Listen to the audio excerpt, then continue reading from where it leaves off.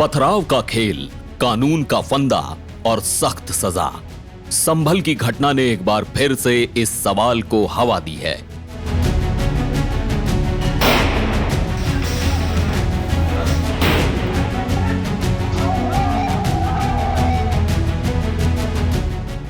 पत्थरबाजी करने वालों का अंजाम क्या होता है, कानून इनसे कैसे निपटता है और इनके लिए जेल की सलाखें कितनी दूर हैं, चलिए इसे समझते हैं बहुत ही आसान तरीके से।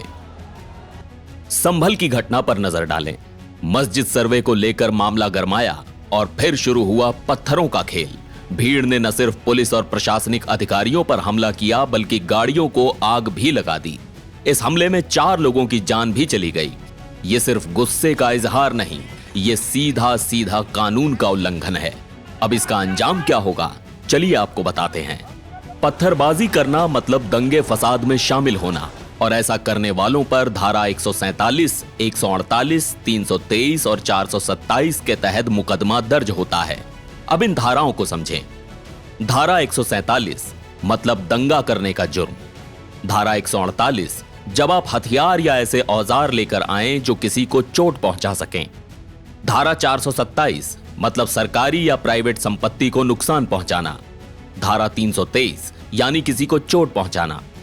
अब संभल केस में इन सब धाराओं के अलावा धारा 152 भी लगेगी, क्योंकि पुलिस और प्रशासन के काम में बाधा डाली गई। यानी सरकारी कर्मचारी अपना काम कर रहे हैं और आपने पत्थर फेंक कर उन्हें रोक दिया।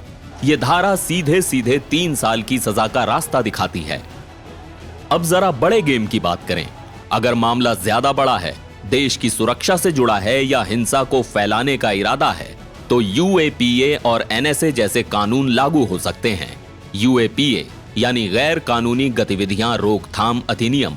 यह कानून देश की संप्रभुता और अखंडता के खिलाफ होने वाली गतिविधियों को रोकने के लिए बनाया गया है। 2019 में संशोधन के बाद किसी भी व्यक्ति को आतंकवादी घोषित किया जा सकता है। इसमें 180 दिनों तक बिना चार्जशीट के हिरासत में रखा जा सकता है। इसमें जेल की हवा खाने के बाद जमानत लेना किसी पहाड़ चढ़ने से कम नहीं। और एनएसए, यह कानून आपकी नींद उड़ा देगा। इस कानून का उपयोग राष्ट्रीय सुरक्षा और सार्वजनिक व्यवस्था बनाए रखने के लिए किया जाता है।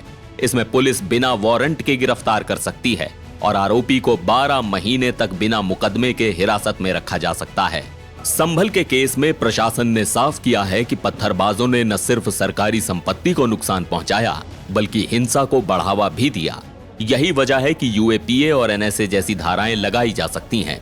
अब सबसे बड़ा सवाल है, पत्थरबाजी के खेल का अंजाम क्या, चलिए समझते हैं। धारा 147 मतलब 2 साल की सजा, जुर्माना या दोनों।